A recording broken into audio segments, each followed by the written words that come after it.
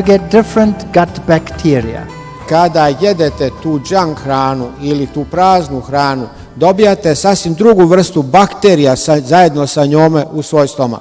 A typical American diet Tipična američka ishrana will produce 60 to 600 grams of sulfates per day. proizvodit će 60 do 600 grama dnevno sulfata u urinu.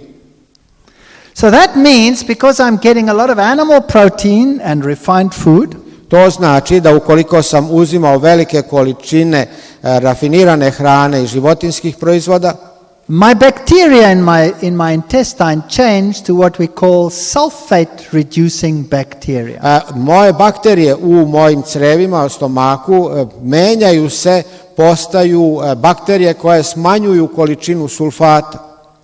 If I had a lot of carbohydrates in my diet, Ali ako uzimam drugu vrstu hrane, then I would have methanogen bacteria. onda ću imati bakterije koje su metanogene. Now let me make this simple. Ajde da ovo malo pojednostavnim. The gas produced on a healthy diet Gasovi koji se proizvode prilikom zdrave ishrane, is methane. to je gas po imenu metan. It is odorless. What? Odorless. It A has taj no gas smell. nema nikakvog mirisa. It can be noisy, but it's odorless. Možda je malo glasan, ali nije mirisav. The gas produced by the other side, by the sulfur reducing bacteria, Međutim, gasovi koji se proizvode na osnovu delovanja ovih sulfatnih bakterija contains sulfur. sadrži sumpor. So you know what kids do, like a stink bomb. Vi znate one smrdljive bombice koje se kupuju. That's To vam je to. hydrogen sulfide. To vam je to isto. So, the bottom line is, if you want healthy bacteria, Ako, dakle, ono osnovno, ako želite zdrave bakterije, and fewer carcinogens, ako želite da manje raka dobijate, then cut out the junk food.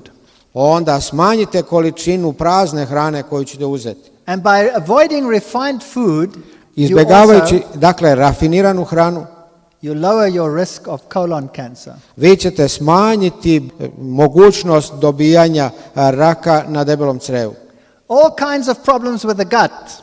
Sve vrste problema sa gasovima, Varicose veins, for example. zatim varikulozne vene, na primjer, Because every time you go to the toilet, svaki put kada idete u toalet, I don't know, do you have magazines in your toilet? da li nosite časopise, novine u vaš toalet? Many places I go to, they have magazines. Na mnogim mestima ja ih nalazim. If you had a healthy diet, you would have no magazines in the toilet. Ako biste imali zdravu ishranu, ne bi vam bili potrebni magazini. There wouldn't even be time to read the headlines and you would Jer be ne finished. biste imali vremena ni naslove da pročitate. But the big thing is this one. Ali ono što je važno je sljedeće. Here you have two graphs. Ovdje imate dve slike.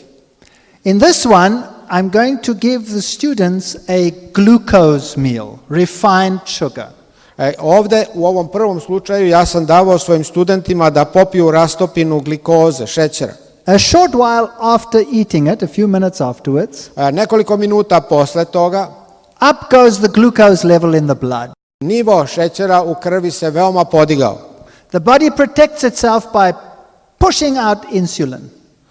Ali telo se štiti podižući nivo insulina. Now you have so much insulin in the blood I sada imate toliko insulina u telu, that the krvi, glucose level drops very quickly. da vrlo brzo opada nivo šećera u krvi.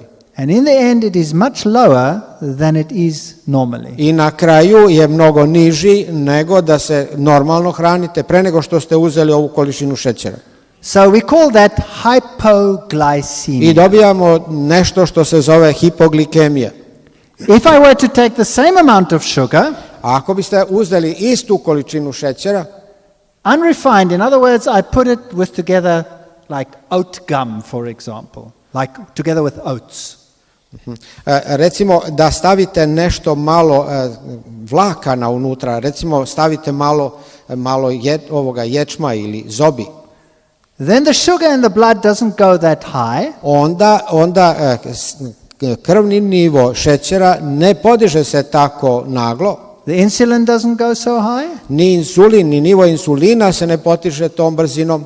And the end result is that you don't have this low blood A krajnji sugar. rezultat je da nije došlo do hipoglikemije.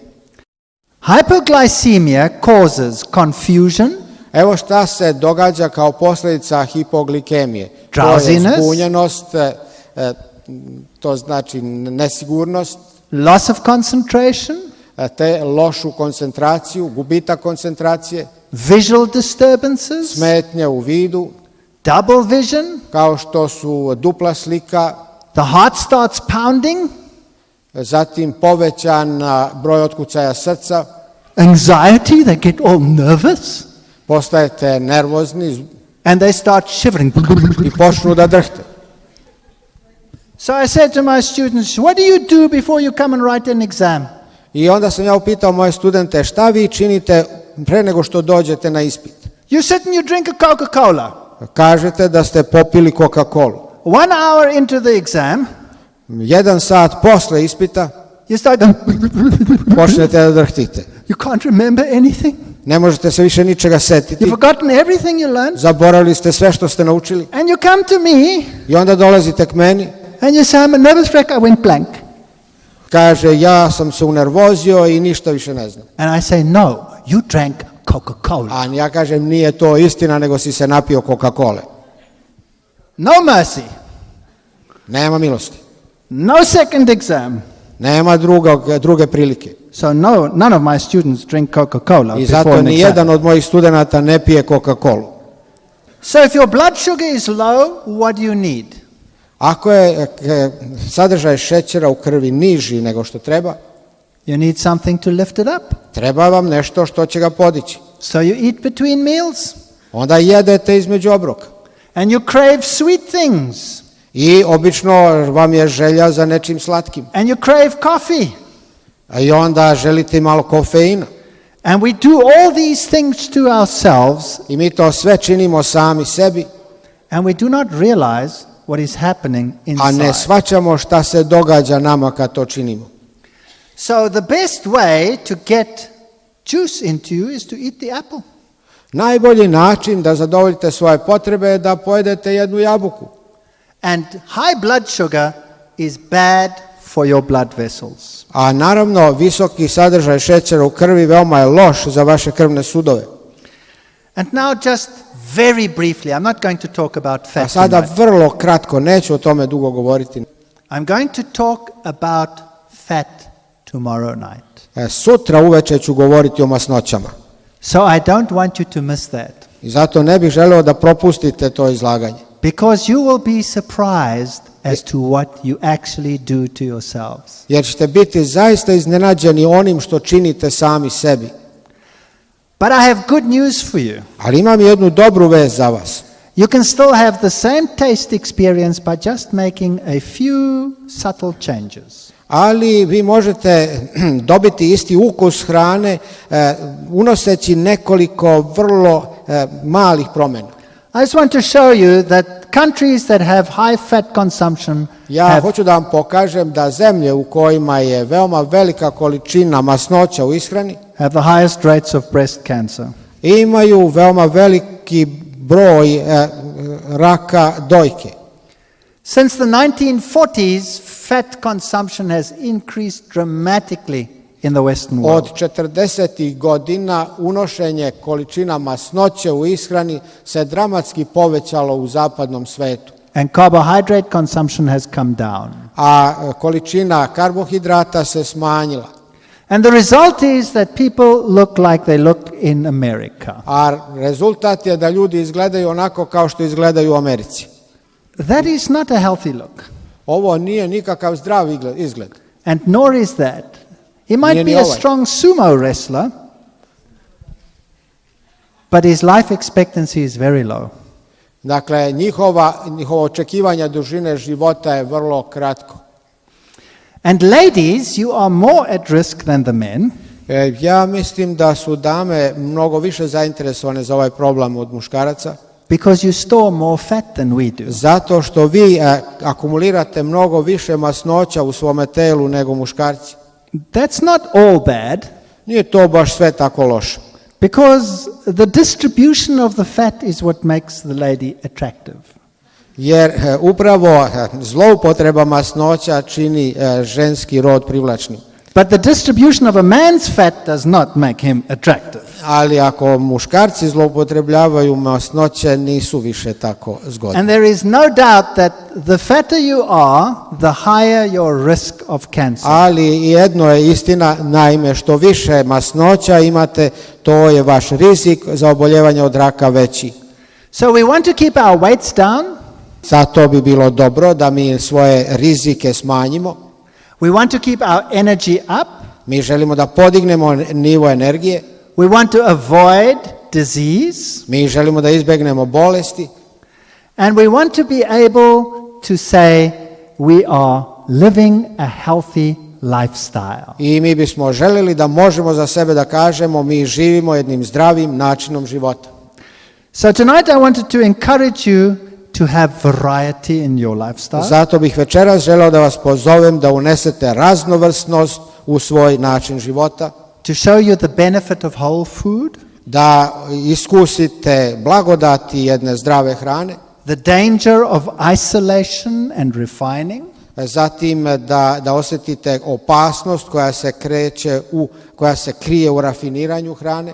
And to have right proportions in your diet.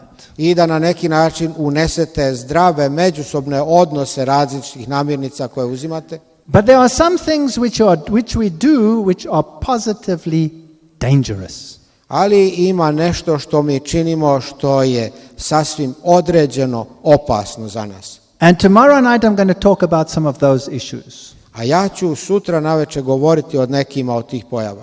And there are only small changes that you can make to really make a big improvement. A ja smatram da neke promjene koje možete uneti predstavljat će veliko poboljšanje. And I want to encourage you to come again tomorrow. Ja bih vas pozvao svakako da dođete i sutra uveče. The day after tomorrow, a dan posle toga is going to be a total nightmare. What? It's going to be a nightmare. Bit će to prava noćna mora za sve vas. But it'll be fun to listen to. Ali bit će to i uživanje. And then we come to some great solutions to the problems. A onda ćemo se doći do jedne od najvećih solucija, to znači najboljih rješenja ovog problema. Thank you for coming. Hvala vam što ste bili ovdje večeras. And be phytoprotected. I borite se za zaštitu. Thank you.